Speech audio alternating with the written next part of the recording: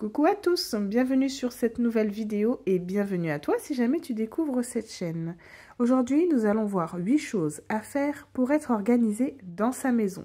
Alors si jamais tu n'as pas le temps, tu peux liker la vidéo et la regarder un petit peu plus tard. En attendant, si tu es là, tu peux également me suivre sur Instagram où tu trouveras mon contenu familial, mes astuces et mes bons plans en avant-première. Ce sont des choses très simples à faire, néanmoins cette vidéo a pour but donc de résumer et de regrouper toutes ces petites choses afin de faciliter ton quotidien. La première chose à faire sera donc de ranger ton courrier. Beaucoup d'entre nous ont tendance à se laisser aller, on dépose les lettres un peu à droite à gauche, on verra ça plus tard.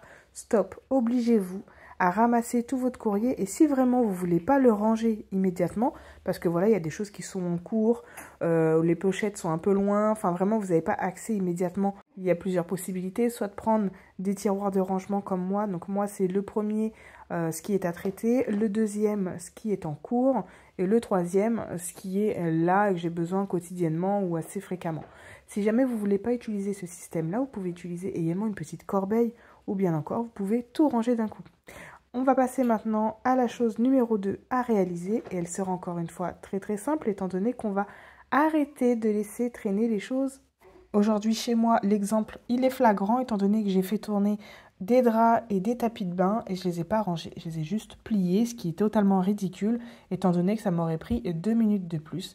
Mais voilà, c'est vraiment des petites choses comme ça qu'on doit se mettre en œuvre quotidiennement pour pouvoir avoir une maison organisée.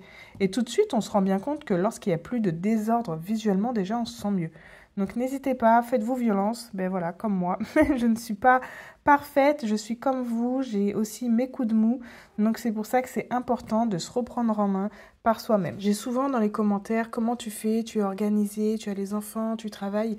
Oui, eh bien, vous savez, il y a des fois, je suis comme vous, je suis fatiguée, mais je me force à le faire. Et le lendemain, eh bien, c'est vrai que je suis contente de m'être forcée à avoir réalisé ces tâches-là, parce que c'est vrai que je suis moins submergée par toutes ces tâches quotidiennes. Ne serait-ce que ma routine du soir, lorsque je ne fais pas ma vaisselle le soir, eh bien, je vous assure que le lendemain matin, je me mords les doigts. On va maintenant passer à la troisième chose à faire, qui est encore une fois de ranger notre table. C'est hyper important.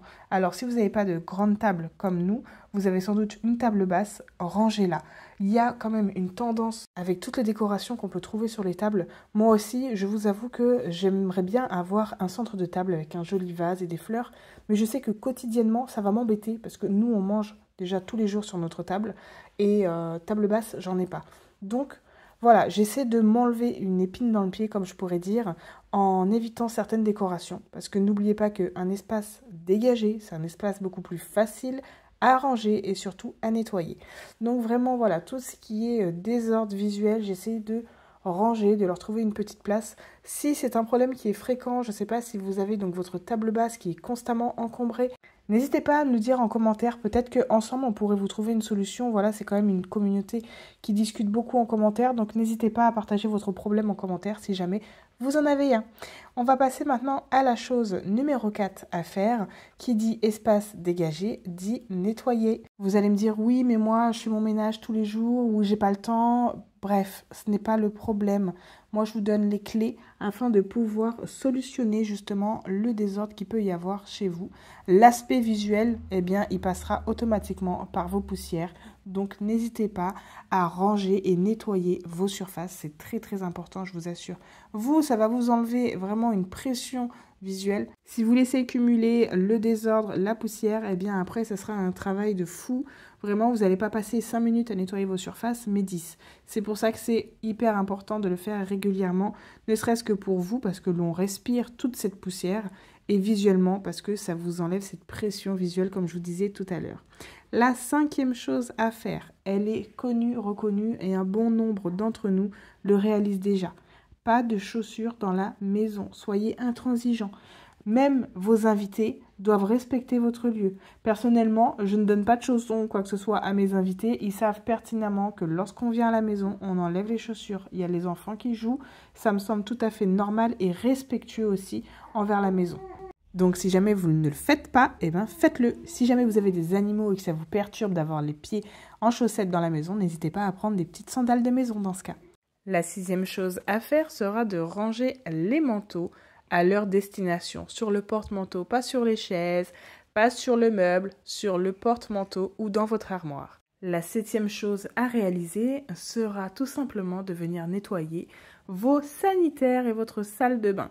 Attention, je ne parle pas du ménage en profondeur, je parle vraiment du petit ménage. Encore une fois, on parle des surfaces, du miroir, vraiment tout ce qui va venir taper dans notre œil lorsqu'on va rentrer dans la pièce. C'est vraiment les petites choses comme ça qui vont vous soulager le quotidien, je vous assure. Vous regardez, ça me prend 3 minutes à faire le miroir, le vasque et je mets un petit coup de microfibre un petit peu à droite à gauche pour dégager une fois de plus la poussière.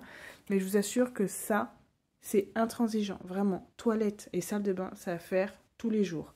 Et une fois minimum par semaine en profondeur. Si jamais vous le faites plus, eh bien tant mieux, vous êtes génial.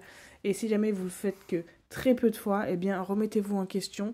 Vous allez voir que par la suite, ça va être beaucoup plus facile pour vous. La 8e chose à faire, vous allez voir encore une fois, c'est très simple.